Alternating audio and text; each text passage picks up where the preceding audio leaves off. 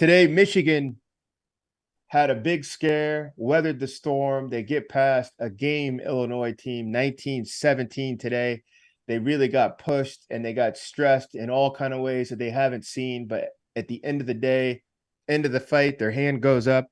And Ohio State, same thing. I mean, the scoreboard's going to look like they won by 2 touchdowns. Really, though, that last touchdown came with 8 seconds left as Tagovailoa is trying to make a throw out of his own 2-yard line, gets hit, ball flies up, and defensive end catches it in the end zone. And they tack on a last second touchdown. Both teams got stressed and pressed. Both overcome. Both have now put themselves in position for a championship run. Both now led by heavyweight coaches. The recruiting's comparable, although Ohio State does have the edge. Resources, the history, the legacy, and really Michigan now is on equal footing.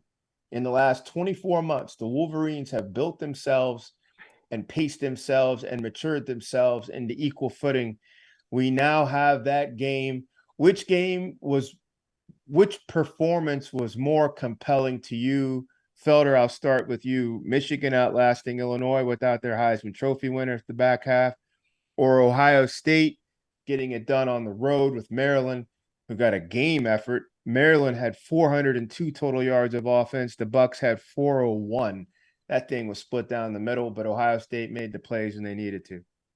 I think that they go together. When I look at Ohio State, Maryland's one of the few teams that's going to stress them. They're going to create space. They're going to create one-on-one matchups and then create opportunity. So that's why you mentioned that. What is it? They're over 400 yards, which, hey, you got to compliment them. And then on the other side, Illinois is like, listen, they're like Michigan Light. Yeah. They you know what I'm saying? Like they're like, we would love for this game to be 17-14, which is basically what it was. Right. We like this. Blake Corum going down was tough. And we'll see, if he's able to come back. We'll see when he's able to come back. But I don't know, like just watching Michigan's passing game and the wide receivers just not helping the quarterback and the quarterback not helping the wide receivers. That, to me, in a game with a team that can score, that's a problem. Right. I think I learned more about them in this game than I learned more about Ohio State. And I'll tell you what, that Hayden kid coming on strong for Ohio State. Third quasi fourth string tailback, Matt Hayes, who can plug and go. I heard Joel Klatt, Matt. He said this earlier this week. Ohio State has more gears and a higher ceiling, but Michigan has a higher floor. What Michigan does, they can count on that and pack that up and go places. Part of that package is Blake Corum, which, obviously all prayers go out to Corum and getting healthy, not just for the game, but just getting healthy in general. But it must shake up things inside that Bo Schembechler building. But given that, say he does come back healthy, you're talking about a team, again, high floor team versus a high ceiling team. Where do you think this goes to 1 week ago from tonight? We're here next week. We're talking about what, Matt Hayes? So I can tell you this.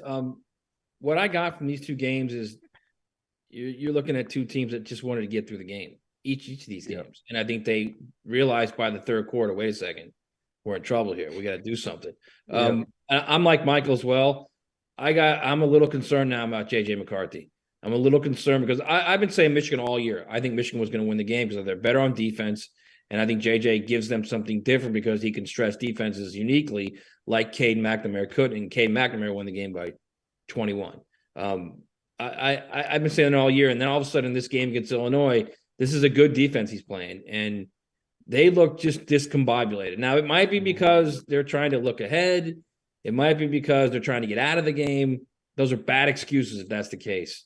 They just didn't look comfortable in the passing. So that's a tell for me. Also with Ohio State, I mean, they have not played an offense yet. And I don't think their defense is as good as those numbers are. I can tell you that right now. They're like top 10 defense in almost every major category, and they're not that good on defense. They don't tackle that well. And they benefited a lot from just they're playing bad offenses.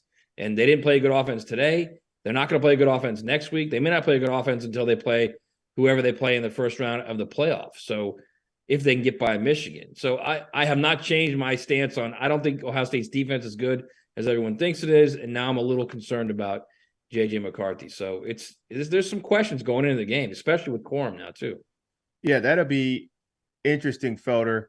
Michigan's offense, Ohio State's defense. Part of Ohio State's defense in how they get a chance to go out and attack, the offense puts up so many numbers and puts up so much volume that they can really, in most games, play with their ears pinned back. It's a lot like how that Colts defense was with Peyton Manning. They got these small, speedy defensive ends who can just keep rushing and rushing and rushing because they know you're not going to you can't really run the ball down 21 touchdowns. The offense already put it on you, so we're just going to just hunt. It's not so much that they have to get behind a shield and battle as much. They got a battle coming this weekend.